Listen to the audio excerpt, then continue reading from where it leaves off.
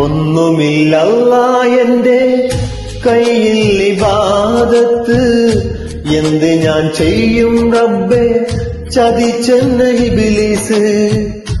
ഓർക്കുവാൻ വയ്യ റഹീമേ നിന്റെ അദാബ്, ഈ തൗബ സ്വീകരിച്ച് എന്നെ നീ നന്നാക്ക്. ജഹന്നമിൻ വിറകാക്കല്ലേ അല്ലാഹ്, പാപിയെ കരകേട്ടിടണേ നാഥാ.